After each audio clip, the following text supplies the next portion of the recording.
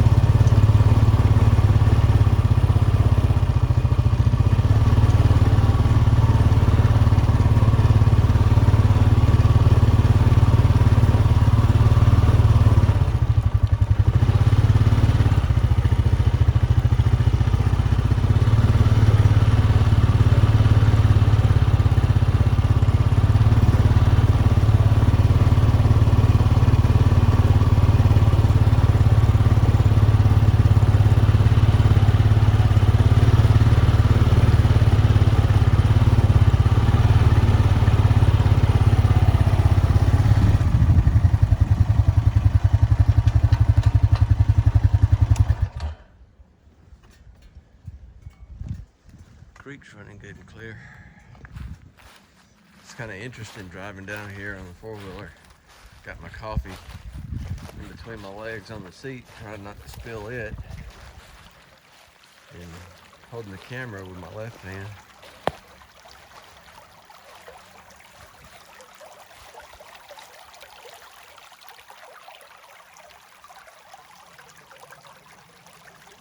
Water's good and clear.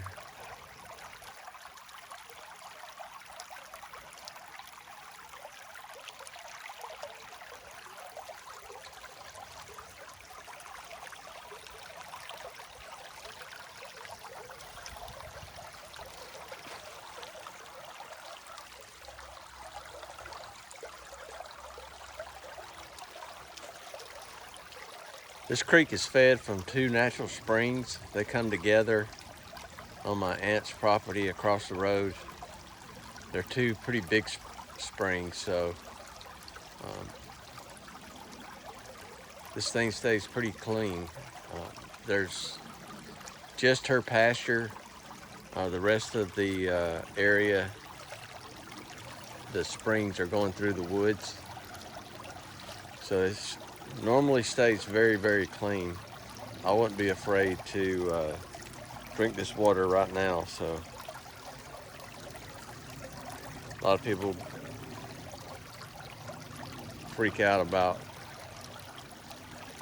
folks drinking water like this without it being purified or whatever, but grew up as a kid down here playing, got thirsty, just went and stuck my face in the water and got me a drink.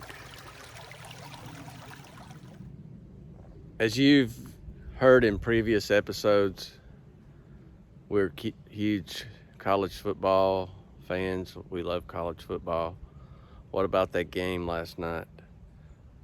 The Georgia Bulldogs and Ohio State. What a game. Georgia wasn't playing their best game, and Ohio was handing it to them. So Georgia played from behind most of the game. Well, pretty much all the game till the fourth quarter, and pulled off a miraculous drive at the end. Scored a touchdown to beat them 41-42 was the final score. But Ohio State, with, I don't know, a minute or so, drove the ball down the field and had an opportunity to win the game with a field goal and missed it. So I think January 9th, national championship, our Bulldogs are going to play TCU. But I will say this, if we play like we did last night, we're going to get beat in the national championship. So we have to get our act together and make some adjustments. I'm back up at the house. I'm gonna take the excavator. We got this one little small patch of trees along the rock levee that's right behind the house. We got our old swimming pool. We got to take it down. It's off the back, just off the side of our back deck. But I'm gonna get the excavator over here and thin out this last little section of trees right here and get it down on the burn pile. It's very wet. It's been raining for a couple days, so we'll see what kind of progress we can make on this. So stick around.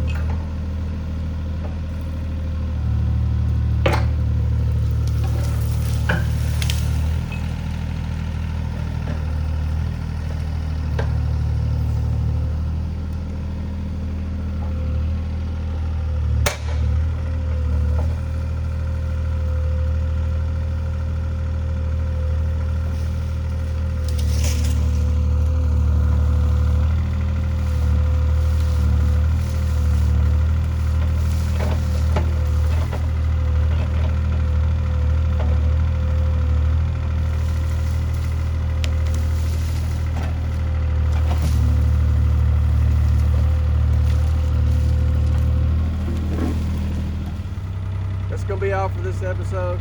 Thanks for watching. We'll see you on the next one.